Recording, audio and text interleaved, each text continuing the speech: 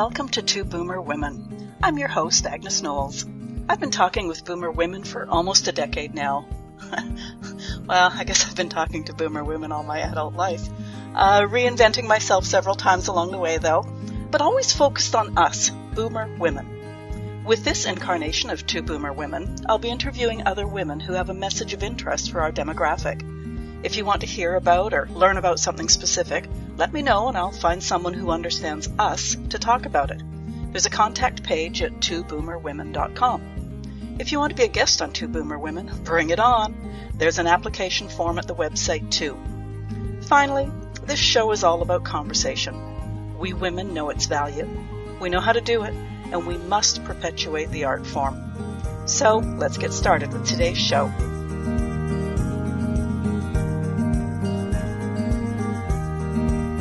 Welcome to the Two Boomer Women podcast. I'm your host, Agnes Knowles. I love being able to talk to so many interesting people on this podcast, and I really love learning new things. I don't really even have much of an intro today. That's how well-versed I am in today's subject. NLP. I do know that stands for Neuro-Linguistic Programming. And my guest gets to take it from here. Taru Fisher, welcome to the Two Boomer Women podcast.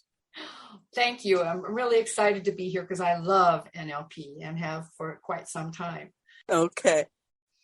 I was just going to say, because NLP is a complete unknown for me, if I use a word or a phrase incorrectly or an incorrect word or phrase, please correct me. I will. Okay, thank you. Let's jump in. What is Neuro-Linguistic Programming? Origins? I don't know. You talk to us now about NLP. Okay, I can give you a little bit of the origins based on my own story with NLP. Way back in the day, the 70s, I hate to say, I was a student at UC Santa Cruz, and I was taking psychology and all that kind of stuff, and I went into a class that was about NLP, but it was the first class ever done on NLP. They were just developing the course, and I had an amazing experience in that class. We did an exercise, and we were supposed to then, how do I describe it? We were supposed to see what we found from the other person without what they didn't talk about. Could we do something like that? And I thought, oh, I'll never be able to do that. And then, so it was over, and I said, okay, are you ready? She goes, yeah. And I said, well, I don't know what this means. I think it's dumb, but I saw an Oriental rug in vivid. She goes, you did? Oh my God. And I was sitting there going, well, okay, what does that mean? And then she told me what it meant to her. And she hadn't spoken of it at all, but I guess I had intuited something from what we were talking about. So that experience really struck me, but I put it to one side and I had another, I did life. I did life for about 25 or 30 years. And then, I don't know, maybe 20 years ago, 15 years ago, I was at an evening seminar. I went to an evening seminar about NLP. I thought, oh, I should check this out again. It was so much fun. And I went in and I fell in love all over again with the people who were running it. They're world leaders, and they're delightful. They're clear. They're present. They don't play games. They just do the processes. So I signed up and I did, I don't know, 6 or 7 classes with them. I have certificates as a coach, NLP practitioner, NLP master practitioner, NLP health practitioner, dynamic spender. I could go on. I loved it so much I couldn't stop taking it. And so that's kind of how I got into NLP. And now you want to know what it is and why it was so attractive. I'm bet. Okay. So NLP, as you said, stands for Neuro-Linguistic Programming. And it's actually a cutting-edge communication field that enhances professional development, personal performance, and it's about how people learn, how they communicate, and how they evolve themselves and change. And it provides specific processes, how-to skills to create change in yourself and also to assist other people, which is what I was interested in because I wanted to become a coach. And how people can be more resourceful and effective. And it's merely learning a set of processes that you can work with people and help them achieve more of what they want in life and less of what they don't like. Okay, so I've already realized that I'm probably not even thinking along the same lines. I had always sort of thought of something to do with health or. Well, it does. Okay. It does have to do with health, because any time you have an issue in your life, a lot of your problem is the way you frame it and how you perceive it and how you use your senses around it. Now, I spoke about these wonderful people, Tim and Chris Halbaum of the NLPCA. They're world leaders. And during the last 15 years, Chris developed cancer. And she had, thank God, she and her husband, Tim, worked with NLP extensively for several months. She cured herself of cancer. And she wrote a 26-step page of healing, what you do to heal and how you heal, what processes to make your brain help you heal instead of always giving you doom and gloom. And it was just amazing and wonderful, because she's a wonderful person. And if she'd left us, I would have been really unhappy. So it does work with health. That's why I'm a health practitioner. That is actually the highest level you can achieve in NLP, is to be a health practitioner. Okay, so for me, just going about my life, what applications or what would I do in terms of incorporating NLP? Well, there are several things you could do. One, you could take classes and learn it. They're actually starting a NLP class. They're doing it online now, and they're great. And you could take a class, and you could learn all about it. And you could do it for yourself, and you could, or just do it for other people, or both. I mean, really. Or you can find an NLP practitioner. I used to use NLP in my coaching. I still do, but I'm restarting. And it was so effective that there was nothing else I wanted to do. It's not like therapy. It's not like counseling. It's like teaching you tools for everyday life so that you can be successful. When I say successful, I don't mean, I'm a business person, I'm going to make millions of dollars. Although you could use it for that, for sure. It's more like having a satisfying, fulfilling life where you feel happy to be alive, and you have processes and techniques when you maybe you get depressed, so you think, I'll do this technique, that'll help. So basically it's self-help. Okay, so a couple of times you said you could do it. What am I doing? Sorry, I'm totally lost here. Yeah, no problem. What I'd like to do is tell you first that there are some major presuppositions of NLP. In other words, these are the backbone of NLP, and I'm not going to read all of them to you, but I'm going to pick the most significant ones. There are actually 16 of them, but the ones that really stand out to me, and I actually worked with my friend Morena yesterday. I met her in NLP, and we're fast friends now. So I wanted to see, what ones resonated with her. This is Morena, who was on podcast last year. Okay, got it. Yes, my beloved friend. All right, so one of them is, the map is not the territory. Now, what that means is that people respond to their map of reality, not to reality itself. It's a map. Okay, got it. And NLP is the science of changing those maps, not reality, but changing the mapping of it. So to bring it closer to reality, but no, or whose reality? I'm sorry, I'm not being very helpful. No, it's perfectly okay. But when you respond to something, like I'll say my husband, oh boy, this is going to be a good example. So our reality is different because he's a different person and he has a different map. So for making breakfast, his map is, what do you want to eat for breakfast? Because he's the cook. And my map is, I don't care, anything. And it doesn't really work very well because his map is he wants the information. And my map is I don't give a crap what I eat. Anyway, sorry. So I'm identifying with you. Okay. So I have to change my map in the morning and say, his map is that he's going to want to know what I want to eat. Okay, I'll give that to him. That starts the day off a lot better than me saying, I don't know, make anything. So that's kind of the map. Sure, reality is the food's there, the stove's there. We're going to cook, right? Right. But how? And so sometimes I have to adjust my map. Sometimes he has to adjust his map.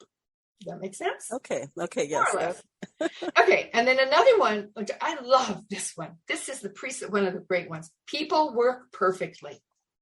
So that means no one is wrong or broken. It's simply a matter of finding out how they function now so you can effectively change that to something more useful or desirable. People don't need to be fixed. So when we work with people, we don't fix people at all. So when you say more desirable, does that mean they've come to you saying, I need to learn how to tell my husband the specifics of breakfast? Or no, I'm sorry, I'm just staying with current examples. Or do you say this is where it might be closer to reality? Like, I'm puzzling. Yes, I understand. The map of reality was probably not the best example because it obviously confused the heck out of you. I'm very sorry. My reality is the only right one, I'm sure. Oh, I'm afraid that's how we all think nowadays. That's not a good way to think, is it? Anyway, so the people work perfectly is, for me, super important because all my life I felt like I wasn't working perfectly.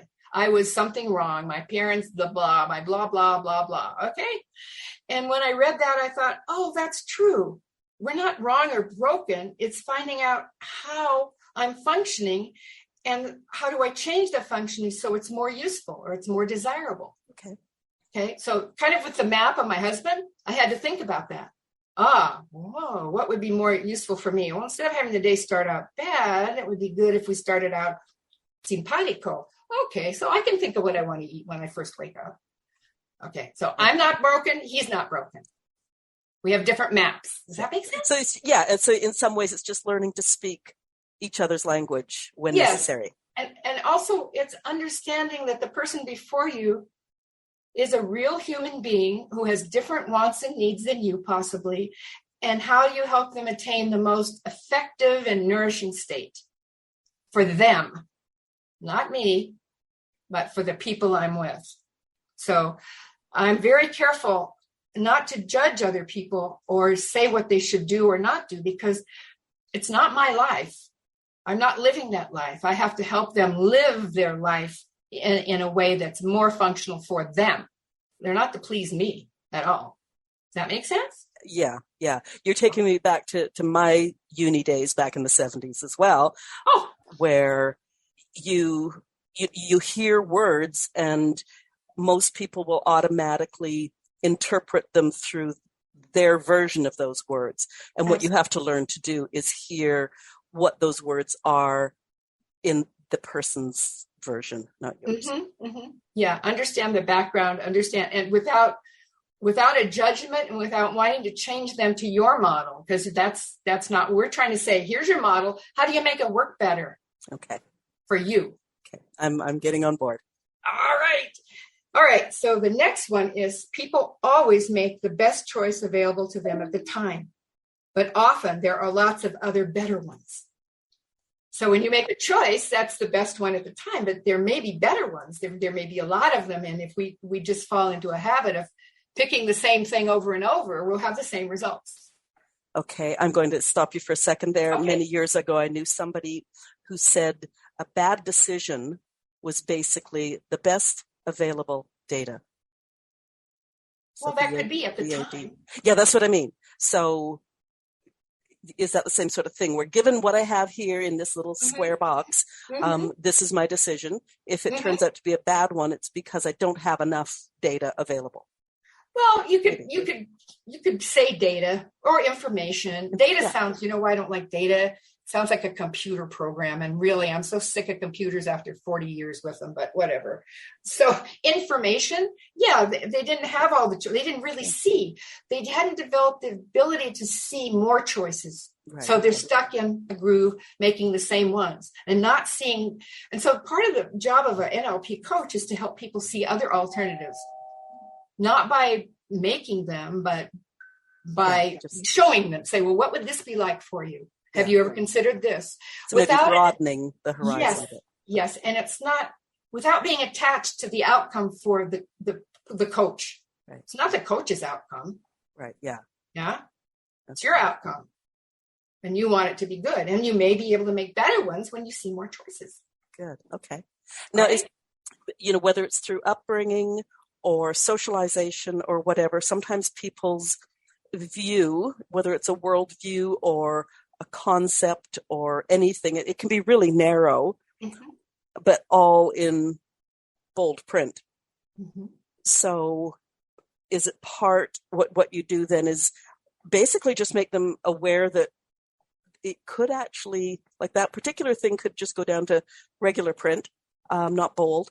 And then also just widen the fact that here are some other choices around concepts. Yeah, because a lot of times people who are really stuck in one way of doing things are just stuck in one way of doing things, and they don't have the wherewithal to think of other alternatives. But someone outside of yourself who has, is knowing you, getting to know you, might ask some powerful questions for you to think about. Okay, so I'm going to leave my husband. Okay, so what will that get for you? And you're not judging, you just want them to think about things. Right. And it actually is a beautiful process because it doesn't involve you imposing your ideals or your right and wrong on other people, because that's not okay, actually, with me at all. Yeah, yeah. So, yeah. Do you want another one? Yeah, I do. One? I keep interrupting. I'm sorry. No, don't. I want you to ask questions. It's great. It makes me think. It's always good to think, right? Okay. Choice is better than no choice. Okay. So sometimes. Except for dessert. Oh, right. Now that one would have to be ice cream. So, okay. All right. Just about anyone can learn to do anything. So if one person can do something, it is possible to model it and teach it to anyone else. Okay. Now, you're never going to make me a skier, but that's not something I want to do. You could model it. You could show me all you want. And because I fell down a bunny hill at age 16 and rolled all the way to the bottom, I'll never do it again. I don't care how many choices you give me about skiing. But I could learn it if I wanted to, but that doesn't mean I have to. Okay. I'm starting to sound like I'm argumentative, and I'm not in the least. Okay. What I'm thinking of is, someone in a job who thinks that next position up the ladder is really desirable. Unfortunately, I need algebra, and I couldn't do algebra in high school. I bombed. I dropped out of the class so that I didn't get a bad credit, whatever, mark. Is that concept of I can't do algebra, is that a constraint I'm placing on myself? So is this a way of saying, if we just, I don't know. Well, or am I being too specific? No, that's okay. I've got to think about it for a second. But what I would say is, well, do you really want to learn algebra? Did you want the job? So I want the job. Really badly? So badly that you would go out of your way to learn algebra, or not quite? How much are they paying me? Okay, good point. Yeah, okay. So it's really up to you. If having to learn algebra would be a deal breaker for you, then it's a deal breaker. And there are so many choices in the world that I'll bet you could find another job where you didn't have to learn that stinky old algebra. Okay. Everybody picks on algebra and trigonometry. I mean. Well, I learned algebra and I learned chemistry. I like chemistry a lot better than algebra. There. So if someone made me learn algebra for a job, it'd be a no-go. Okay. Because you have personal choice. Yeah, that's okay. Yeah. All right. You got me on that one. All right. Now let's see. I love this one. There is no such thing as failure, only feedback. Every response can be utilized. Yeah. Oh, that's one of the presuppositions. Okay. That's an easy one for me. Yeah. Oh, good. Okay. Now see if I can find some more easy ones. Next. Thank you. You're moving into my map now. Yay! I've been trying really hard. No. Okay. So the next one is absolutely one of my favorites. It's called chunking, because I have a habit of seeing big pictures and wanting to do them all at once. And when I don't get done, chunking is anything can be accomplished by anyone if you break the task down into small enough chunks.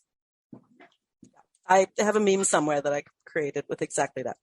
That's exact. And it's so potent and powerful, because we live in a society where success means having these big goals and then doing them, and you don't ever think about, well, maybe I don't have to do it all today. I could do, let's chunk it down. Let's do a mind map. I love mind maps.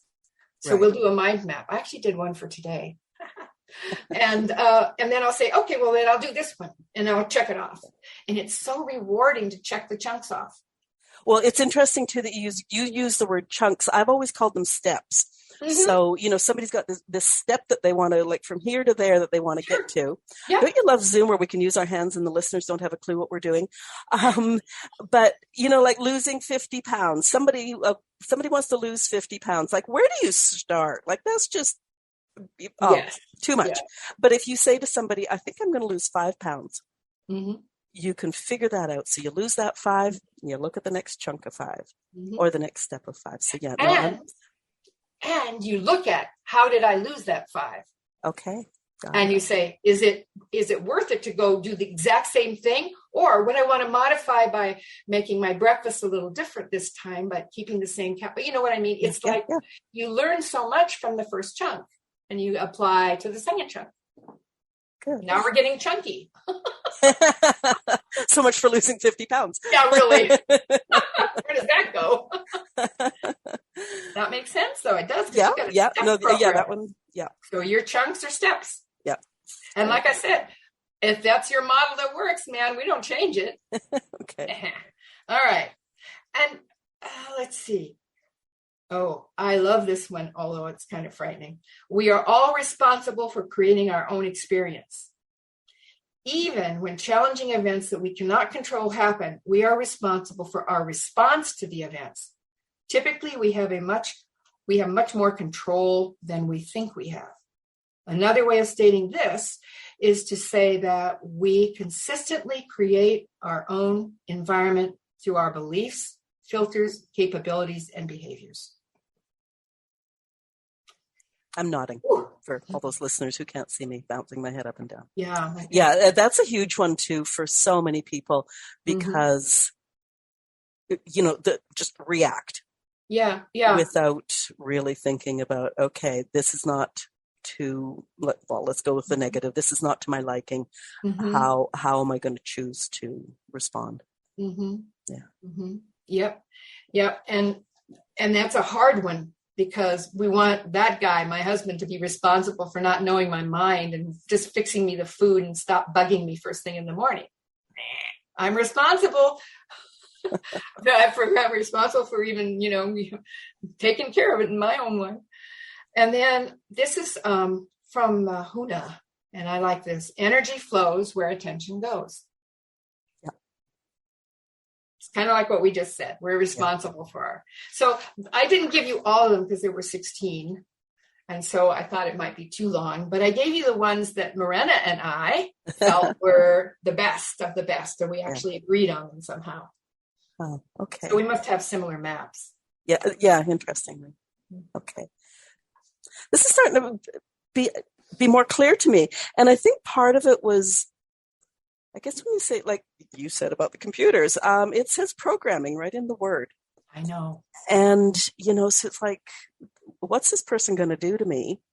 Yeah, that's weird. Is going to reprogram me into whatever I need to be, whatever. And it is not that. Yeah, no, and I know it's a weird, and that was my first response when I first heard about it again. Yeah. I didn't like the name very much, but it's been around forever from the guys who started it.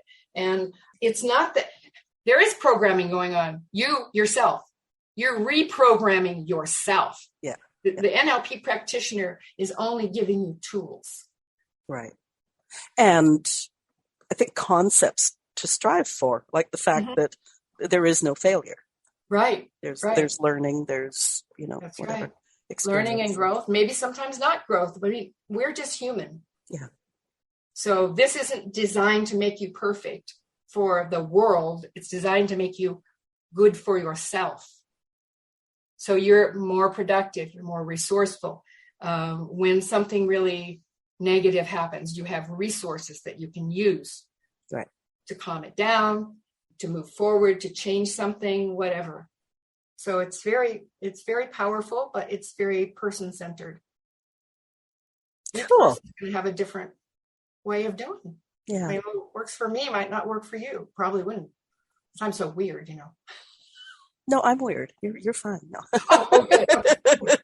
Maybe we're both weird together in our own sweet ways. Yes. There we are. Right. I'm going to give you a little bit of a left curve here, or a curveball. That's okay. I've heard NLP in the same sentence as, is it EFT tapping? Oh, yeah. EFT. Yeah. And actually some of NLP, one of our classes was about tapping. Okay. Can you talk to us about tapping? You know what? I'd like to, but I really don't do it much. So I don't think. Oh, okay. Okay. Thank you. I mean, it's, I know that it works. I know people that it works on. I did it so many years ago, and it wasn't one of the modalities that resonated with me. So I didn't continue with it. Oh, okay. I know it works. Yeah. But everybody's different. So it's just a piece of the big picture. It's a piece of the big, and a small one, actually. Oh, okay. Yeah. I did 2,000 hours of training. I mean, a lot. I think that was one class on one day, maybe 4 hours, out of all of that, maybe 10, maybe 8, I don't know. So you've got some of the highest certification credentials within NLP. Mm-hmm. Obviously, privacy, don't name names, all that stuff. Can you give us a few examples of some of the breakthroughs that you've seen with people? Or well, if you give me a minute. Pause. Yeah. No.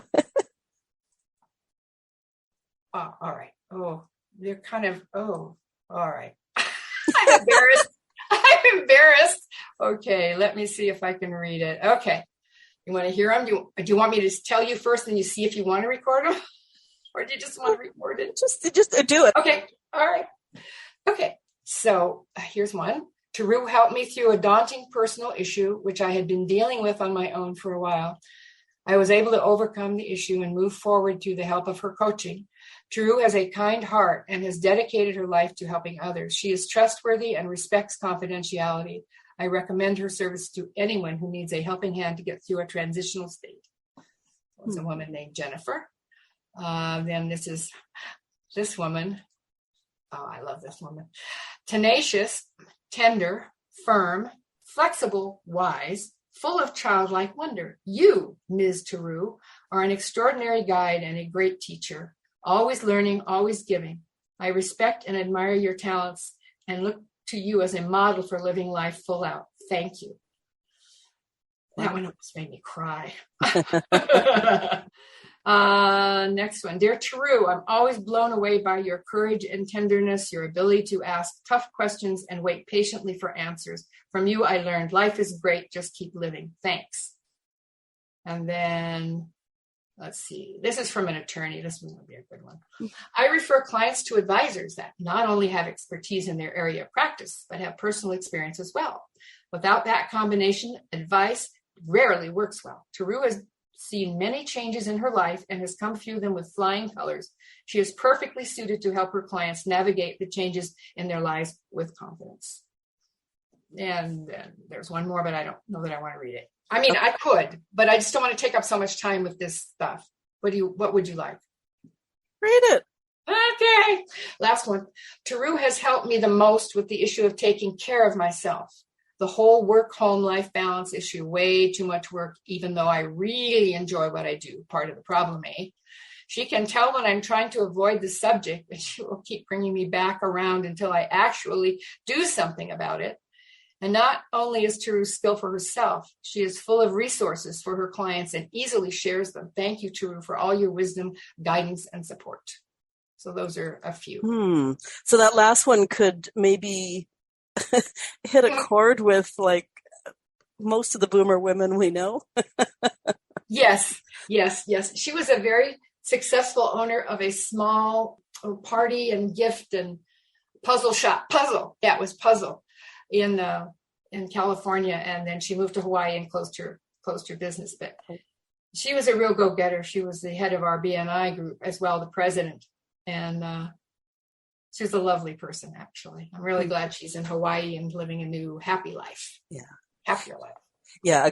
A very common thread through many of these interviews, these chats, is just how boomer women need to focus more on their self-care. Absolutely. Like quit being everything to everybody else and yes, move yourself up that priority ladder.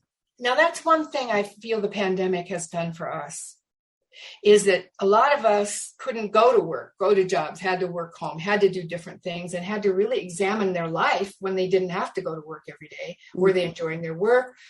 It just seems like it made a lot of my friends, at least, who are a bit older, look at their lives and say, what am I doing with it? How am I spending these hours in the day? Am I enjoying myself? Am I taking care of myself? And I think it actually made us start looking deeper. On that note, I think everybody by now has heard the term of the Great Retirement that has come out of the pandemic. Yes. But I've heard a few pundits say that there actually isn't a retirement. It's just, as you say, more and more people have looked at their lives, at their jobs, at their situations, and said, this is my life and I'm only going through it once. And I've got to do what I would rather do. That's right. Yes. Fear of death does that. Yeah, I guess. Yeah. Yeah. Well, my dear, I'm going to be 80 in October. Oh my God. Okay. Yes. Oh my God. No, I just mean you look fabulous. Oh my God. Well, anyway, that's because of something else we're going to talk about at some other time. Anyway. And so I have lately really been looking at each minute of how I spend my life. It's a little obsessive at times, but I'll say, well, this is going to take 10 minutes out of my life. Is it worth it? No. So I don't do it. And I used to try to do absolutely, I have to do it. I have to get it done. I'm a real organized kind of a, person. Yeah. And even this morning I looked at something and I said, oh, you don't need to do that. Stop. Take your minutes back. So I think it's really important to, even if you're not going to be 80, at this point in our lives, to look at, is this a valuable thing to be using my minutes on? No. And how often do you hear that exact term of, well, there's 20 minutes I'll never get back, or there's 3 hours of my life I'll never get back. Right. So the trick is to catch it first. And as we grow older, I think it becomes more imperative because death is coming closer. Mm-hmm. And so we look at, well, if I only had, what if I died tomorrow? And it could happen because, I am old. When you say it when you're in your 40s and 50s, it's kind of like, well, it's probably not going to happen. Just stay out of the way of that bus. Yeah, so I don't even want to see that one. I don't want to think about that one. But the earlier you start really making your life worthwhile for you every time you can, the more fun your life's going to be. Yeah, and the better role model you become. Absolutely. Yes. Yeah. Okay, we talked before I hit record, and you said something about an exercise. Talk to us about this exercise. Oh, okay, I will do that. I want to do one other little thing for people, if I could do it. It's short, but everybody likes helping other people, right? Well, not really, but let's pretend everybody. Yeah, we're women. We're programmed for it. Oh, shit. That's right. We are women. All right. So if you say you're talking to your girlfriend, I have a girlfriend now who's going through a divorce, and I talk to her. So when I talk to her, if she was in person, I would be mirroring her body posture and gestures, matching breathing and voice tempo. That's how we're going to be creating a rapport. Breathing, posture, gestures. And then I want to get alongside the person, being more of a we, not a back and forth. And then lean toward that person slightly as you're speaking with them so that you're really connecting. What we're trying to do here is really connect to make the person feel safe. And then avoid other activities. Like when I'm talking to my friend, I don't do anything else, but I'm just there listening. So she needs someone to listen. She doesn't want advice. She wants someone to listen. And then you want to give some minimal encouragers like, aha, or right. Someone's talking. Yeah. So you want to encourage them to let loose. And then if you have questions, you make them open, like, tell me about it, or how, or what. And then you want to bring the best, bring the best forward. So when we're talking about her divorce, I don't talk about what a rat her husband is. I say, well, what can you do for yourself that's going to make you feel better right now? You know, I want to bring the best forward. I don't want to bring the worst, right? I could talk about him all day, but I don't want to. I'm helping my friend. She's trying to get away from that. Why would I inflict it on her? And then the reflective listening or backtrack pacing, it's called. So for you, blah, blah, your husband is making you feel nuts. Oh, so when you felt the way you see it, it sounds like, so we're reflecting back so that we're sure we're getting the right info. Because then she can contradict me and say, no, that's not what I meant. Oh, okay, fine. And then last but not least, you want to be open-minded. So you want to identify 3 positive things about what the other is saying, followed by a how question when you have a concern. Like so she's saying, oh, I feel so much freer now to do my artwork. And so you could say, so how does that do that? What do you think that does? And then she gets to delve deeper into it. She actually did a beautiful drawing that I wish I could buy. So just it's like being a helper without giving advice. You encourage their participation in finding their own answer. Does that make sense? Yeah, absolutely. I'm thinking of a certain Disney bear who says accentuate the positive. And eliminate the negative, latch on to the affirmative. Don't mess with Mr. In Between. Oh, I'm sorry I sang. No, you did a better job than I ever would have done. Be sure you edit this a lot. All right. So now I wanted to share one of the exercises with you.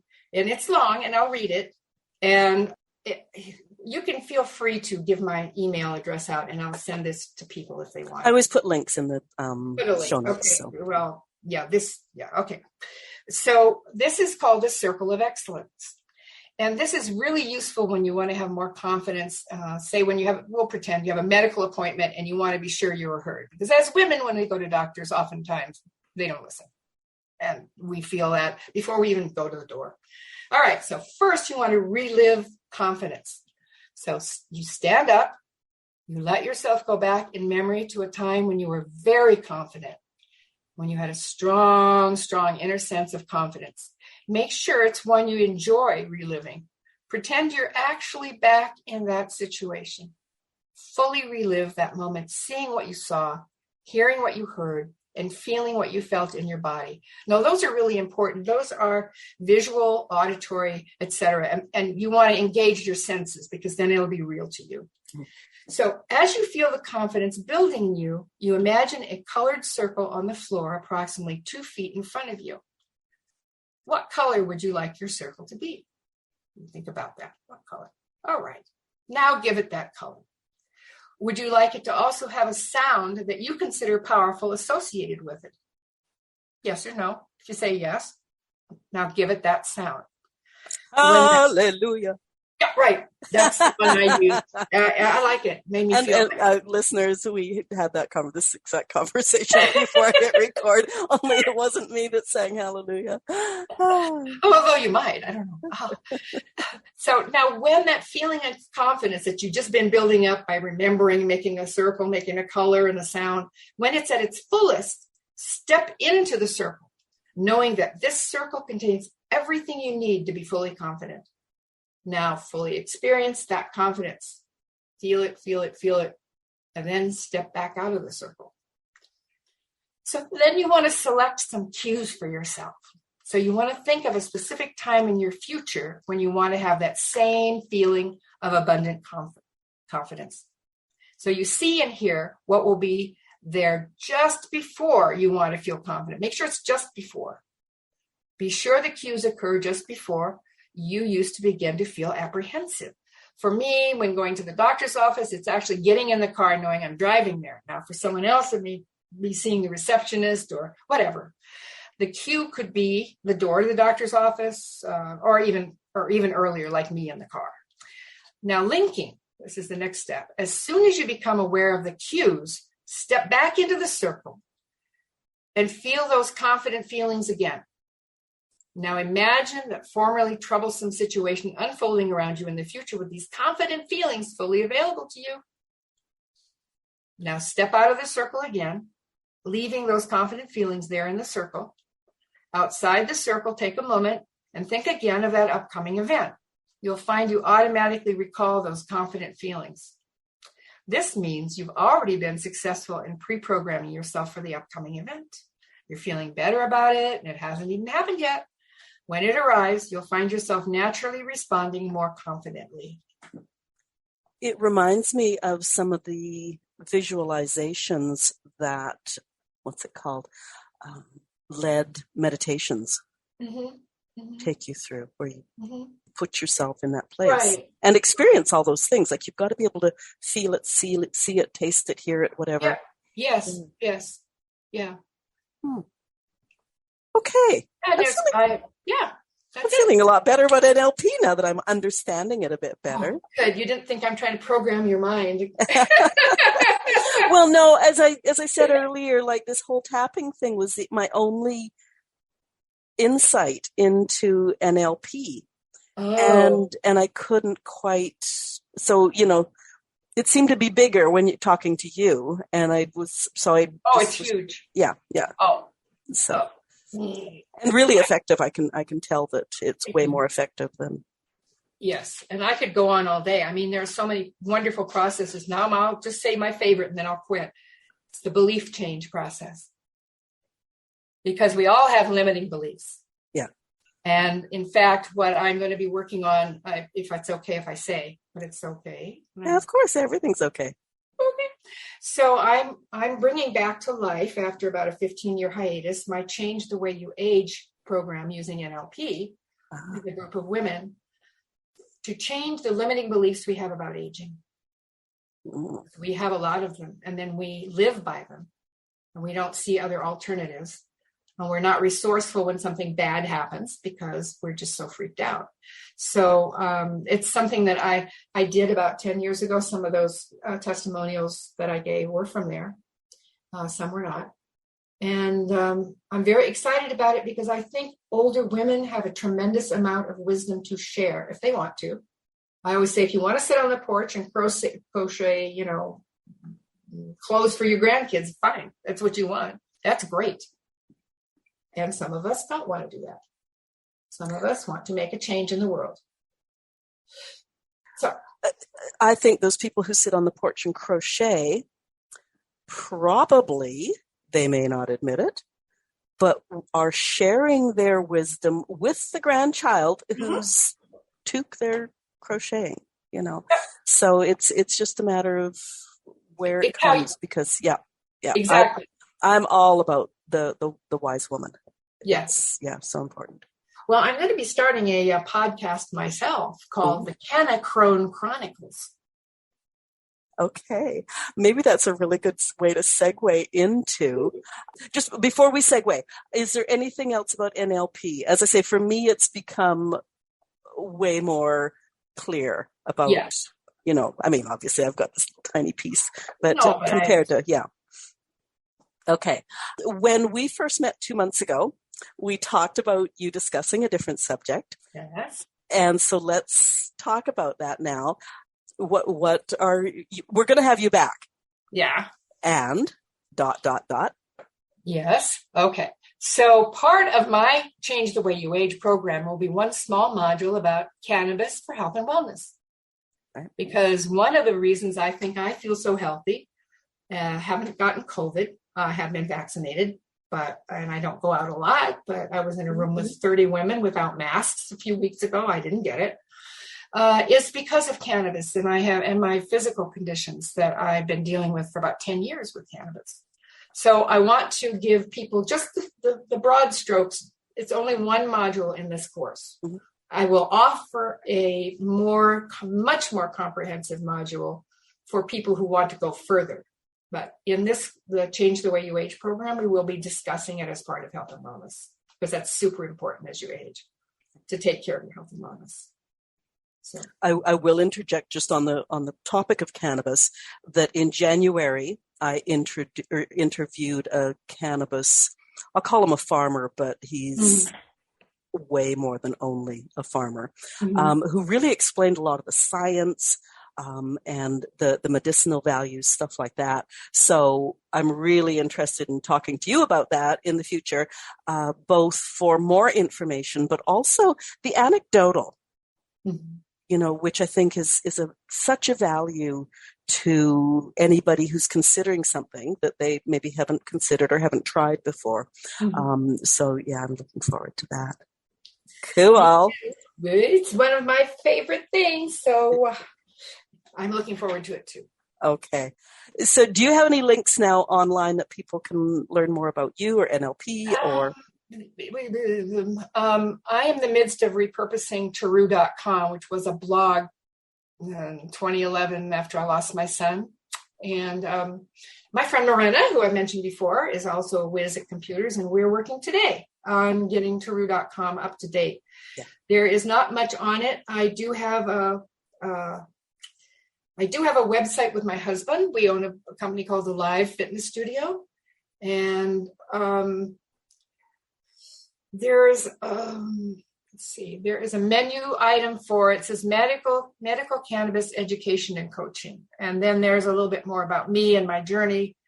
It's not done right. I'm going to be redoing it all. But if someone wants to look at that and contact me, that's fine. Okay. I'll get those links from you then, and I'll put anything in the show notes, and we will also get that other piece that you mentioned. Okay, great. Good. Anything we haven't talked about? Oh, you don't. I mean, besides the state of the world. Yeah.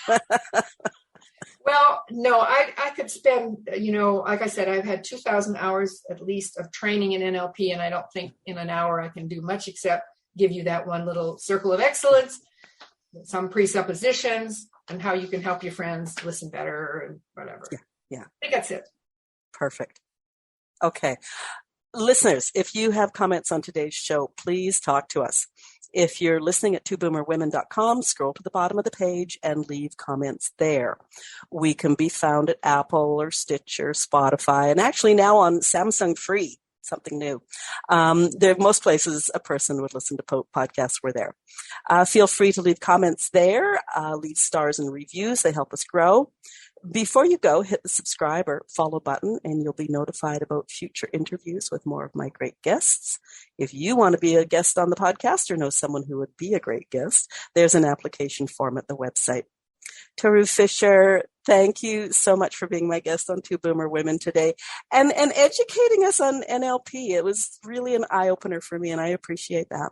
Well, I appreciate you letting me open my mouth and yap for so long about something I'm passionate about. Yeah. It's been good. I was really nervous. And the minute I got started, it was good. There you go. Thank you so much. I appreciate it. Yeah, thank you. Have a great rest of the week. Okay, thank you.